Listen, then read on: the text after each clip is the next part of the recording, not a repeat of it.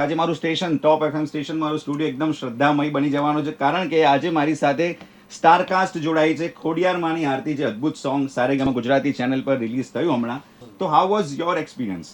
તત્સદભાઈ, તમારાથી શરૂઆત કરવા માંગીશ.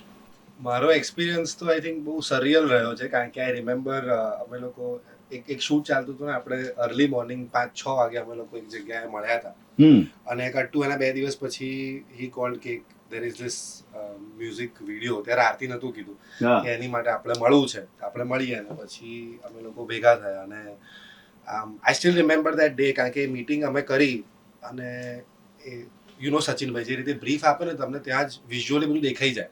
વાવ. ઇઝ ધેટ મચ આખા એક્સાઇટ થઈને આમ કે આ છે ને તો એ છે ને આમ આરતી પહેલા તો સંભળાઈ અને ગૂઝબમ્સ આવી ગયા. તો મેં કીધું આમાં તો I have to be part of this thing અને I am very lucky and thankful to him કે હી સેડ કે ના યાર આમાં આપણે કરીએ ને you will do good and do justice to it. But the moment I heard the aarti એ બહુ ડિવાઇન ફિલિંગ હતી, ગૂઝબમ્સ ફિલિંગ્સ હતી અને the way he explained everything કે આ રીતે મારું સ્ટોરી લાઈન છે, આ રીતે હું બનાવવા માંગુ છું. I was totally in. મેં કીધું આ તો ભૂકા બોલાઈ જશે. તો તમારી શું અનુભવ હતો ત્યારે? મતલબ જબરજસ્ત. હવે મને બલભદ્રભાઈએ પહેલા તો એમને થેન્ક યુ કે બલભદ્રભાઈએ આ સોંગ પ્રોડ્યુસ કર્યું છે. અને એમનો મને અચાનક ફોન આવ્યો કે ભાઈ આવી રીતે એક શૂટ કરવાનું છે, આવું છે. અને અમે લોકો ભેગા થયા. તો ભેગા થયા ત્યારે અમે લોકો આરતી જ્યારે પહેલી વાર સાંભળીને તો ક્યાંક ને ક્યાંક છે ને એ સાંભળતાની સાથે અંદરથી એવું થઈ ગયું કે યાર આ એક એવી વસ્તુ છે કે જે હજુ મેં એક્સપ્લોર નથી કરી. વાવ. અને મને પહેલું રિએક્શન જે સૂઝ્યું એ એવું હતું કે આખો થોટ પછી ક્રિએટ થયો. પહેલા એક રિએક્શન આવ્યું હતું કે એવી કઈ વસ્તુ હોય કે તમે માતાજીની સામે આમ તમારી દુનિયામાં હવે બીજું કોઈ નથી કે જેની જોડે તમે વાત કરી શકો છો. વાવ વાવ. એક જ વ્યક્તિ એવી છે કે જેને તમે તમારા દિલની વાત કહી શકો છો. એની સામે પ્રેમથી કહો, એની જોડે કગરી લો, એના પર ગુસ્સો કરી લો, એને મનાઈ લો, રિક્વેસ્ટ તમારા તમામ ભાવ મૂળ તમે જે છો સોલફુલ એ સોલ ક્યાં પ્રેઝન્ટ કરી શકો? તો એ જગ્યા છે ભગવાન. અને જેમ આપણે પ્રાર્થના કરીએ, પ્રાર્થના એ આત્માનો ખોરાક છે, તો તમારા આત્માની અંતરાત્માની જે વાત હોય ને એ તમારે એને કરો. અને મારું એવું માનવું છે જ અગેન વર્ષોથી કે એક વખત એ રાજી થઈ જાય તમારી વાત સાથે પછી તમારી દુનિયામાં બીજા કોઈ રાજી કરવાની જરૂર નથી રહેતી. બધું જ સહી એકદમ. તો આમાં અમે ટ્રાય એ કર્યો કે તત્સદભાઈ આનું પરફોર્મ ભાઈ અદ્ભુત પરફોર્મન્સ તત્સદભાઈ, ક્યાં વાત છે, સવાલ જ નથી. મને ડિરેક્ટર તરીકે એક સેટિસ્ફેક્શન એ છે કે હું એમને એ જે ઇમોશન કહેતો હતો ને, આમાં છે આરતીમાં એવું નથી કે એકલા આંસુ છે, દરેક આંસુના અલગ અલગ ઇમોશન છે, તમે જોજો. તો હું એમને જે ઇમોશન કહેતો હતો, એમને મૌલિકભાઈને હર્ષિદાનું બહુ જ નાનું કેરેક્ટર હતું પણ એને હું જે ઇમોશન કહું એક્ઝેક્ટ એ જ ઇમોશન તમને રિફ્લેક્ટ થતું હતું. એટલે આટલી સરસ જો સ્ટારકાસ્ટ ના હોત તો કદાચ આટલું સરસ રિઝલ્ટ ના મળ્યું હોત. મેં તો લિટરલી આ સોંગ મેનિફેસ્ટ કર્યું છે. વાવ. કે આઈ સ્વેર કેમ કે નવરાત્રી વખતે ખબર નહીં ગરબા ગાતો હોય ત્યારે એક તો ઓલરેડી ડિવાઇન એનર્જી આપણે ફીલ કરતા હોઈએ અને એ વખતે મને થયું હતું કે યાર મેં કોઈકની સાથે તો ચર્ચા કરતી, મેં કદી મ્યુઝિક વિડીયોઝ નથી કર્યા, સોંગ્સ નથી કર્યા અને આઈ વિશ આદિત્ય સાથે મારે આદિત્યનું સોંગ કરવું છે. અને માતાજીને મેં બહુ જ પ્રે કર્યું હતું કે લાઈક એ મારી ઈચ્છા મેં મૂકી હતી કે મારે કરવું છે સોંગ. અને મને જ્યારે બલભદ્રભાઈનો ફોન આવ્યો કે હર્ષિતા એક સોંગ છે, કરવું છે. મેં કીધું શેનું છે, શું છે? કે આદિત્ય ગઢવીનું સોંગ છે, તત્સત છે. મેં કીધું હા હા કરવું છે. બ્રીફ મેં કીધું થોડુંક આપો તો વાંધો નહીં, એમ ખબર પડે શું છે. મને કે હા હું તને ફોન કરાવડાવું. આઈ સ્વેર મને સેટ પર ગઈને ત્યાં સુધી મને બ્રીફ ખબર જ નથી પડતી શું છે શું નહીં. હું બસ આઈ ટ્રસ્ટેડ માતાજી and that this is what happened and I am very grateful કે આ થયું કે શક્તિ સ્વરૂપ મને પ્લે કરવા મળ્યું somewhere. એટલે I have literally manifested this. Beauty છે કારણ કે જેટલા રિસ્પોન્સ મને મળી રહ્યા છે, સો જનરલી આરતીમાં કેવું હોય કે સરસ મ્યુઝિક, સરસ સોંગ અને ગાયો છે સરસ ના અને સિંગર સરસ અને મ્યુઝિક ડિરેક્ટર સરસ એવું હોય. But 90% of the people are telling me શું અદ્ભુત કોન્સેપ્ટ લાવ્યા છો કે કોન્સેપ્ટની લોકો વાત કરે છે કે યાર બહુ જ અમે કનેક્ટ થયા અને so the concept was great. So I think મારા વર્ષની શરૂઆત આરતીથી થઈ કે 2025 આઈ વોઝ સો લકી. હજી તો 2 દિવસ પહેલા હું સચિનભાઈને મળ્યો, એમણે કહ્યું કે એક અમે એક વિડીયો સોંગ કરી રહ્યા છીએ. એ વખત કોઈ ચર્ચા નથી કે તત્સદ અને હર્ષિદા સાથે. મેં કીધું ક્યાં વાત, મસ્ત એકદમ, જસ્ટ એમ જ શેરિંગ થયું. બીજા દિવસે રાત્રે હું મળ્યો, એ જ દિવસે રાતે મળ્યો. હર્ષિદા કોંગ્રેચ્યુલેશન. હર્ષિદા કેમ તને કેવી રીતે ખબર પડી? કીધું મને ખબર પડી, મેં કીધું. અને બીજા દિવસે બલ્લુભાઈને ફોન આવ્યો કે મૌલિક આવું આવું છે. સચિનભાઈ કે વાહ ક્યાં વાત, હજી વાત જ થઈ. મેં બલ્લુને એક જ પ્રશ્ન પૂછ્યો, સચિનભાઈએ કીધું ને કે મૌલિક જશે એમ, કે મને એમ કે બલ્લુ ફ્રેન્ડ. મેં કીધું ફ્રેન્ડશીપમાં આ બધું નહીં થતું ને એમ. ઘણી વાર કેવું થાય કે ચાલો યાર મૌલિકને લઈ લઈએ એમ, મિત્ર છે એમ. એના પછી મારી વાત થઈ સચિનભાઈ સાથે. એમને મને બોલાયો, શાંતિથી ગાડીમાં બેઠા, ને જેમ તત્સદભાઈએ કીધું ને કે એનું નરેશન એવું કે તમને વિઝ્યુઅલ કરાવી દે, કે એક એક શોર્ટ વિઝ્યુઅલ થાય, એવું નહીં કે સ્ટોરી.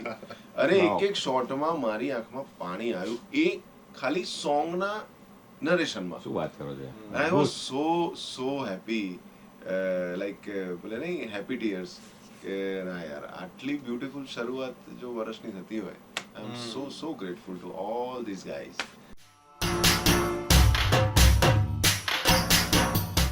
એટલે એ ફેથ ને બિલીફ પર વાત છે કે જ્યારે લાસ્ટ યર એવું હતું કે ના 23માં એવું હતું કે મારી ઓમ મંગલમ સિંગલમ રિલીઝ થઈ, પછી there was a phase where I did not have any work.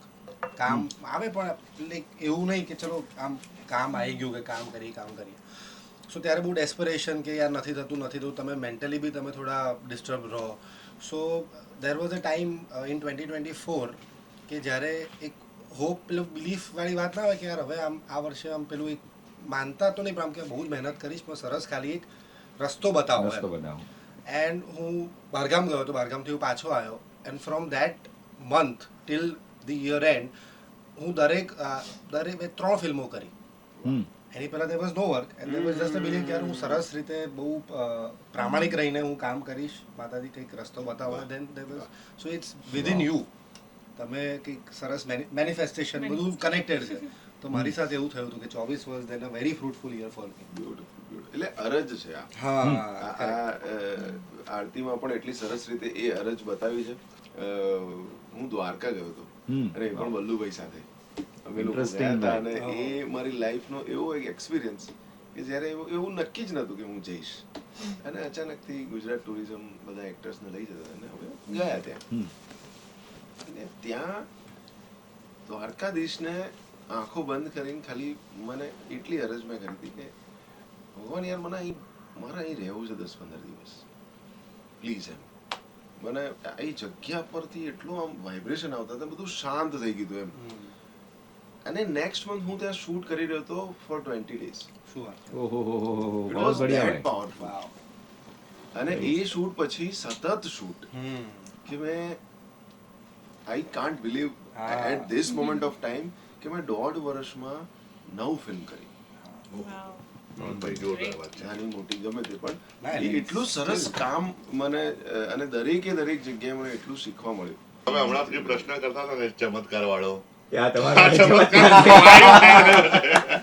અરે ભાઈ મારું તો એવું માનવું છે જ, મારું દ્રઢપણે માનવું છે કે તમને 2 ટાઈમ જમવા માટે અને તમને એક પથારી સુવા માટે, આનાથી વિશેષ તમને લાઈફમાં જેટલું મળ્યું છે ને એ બધું ચમત્કાર જ છે. એટલે અને હા, તમે જે ચમત્કાર બોલો છો એ હજુ મારો બાકી છે આ થવાનું.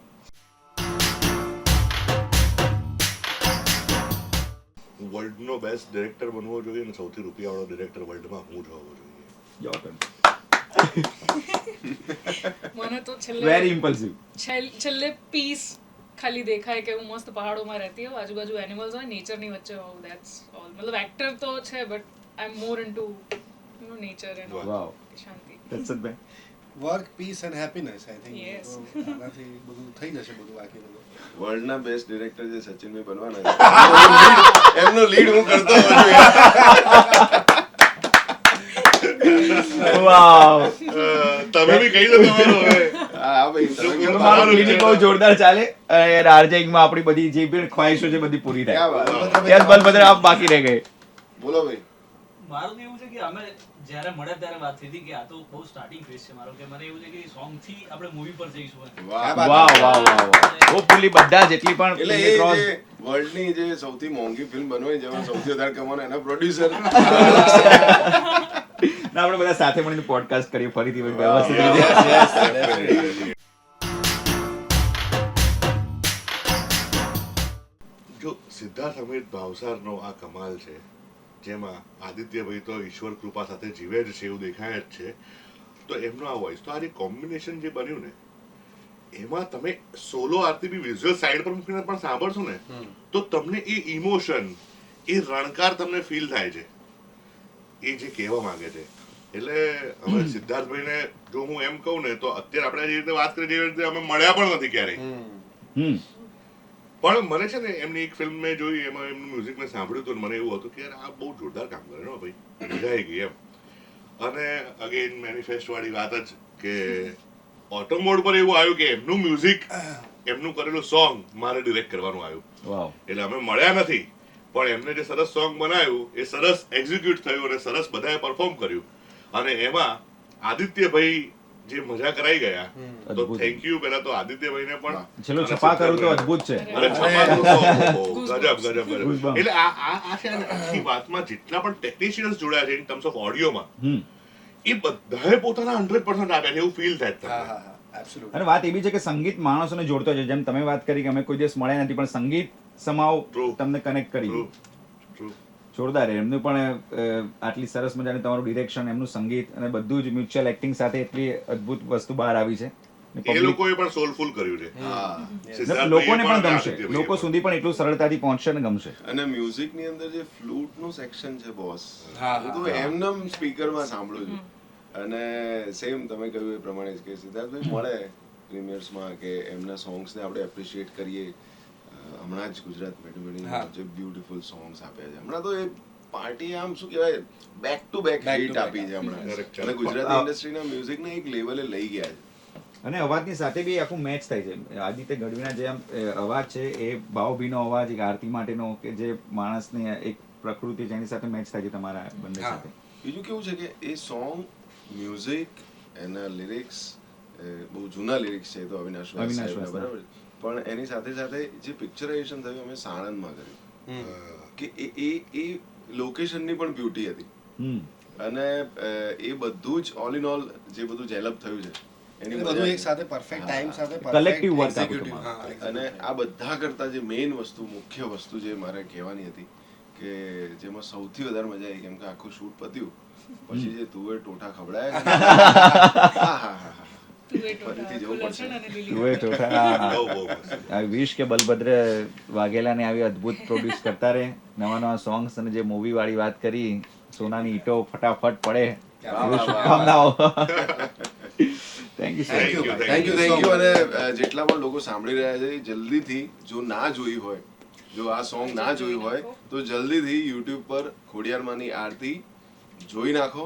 તમારા જેટલા પણ મિત્રો છે બધાને શેર કરો અને રીલ્સ બનાવો Reels બનાવો. ફટાફટ. Thank you. Thank you thank you.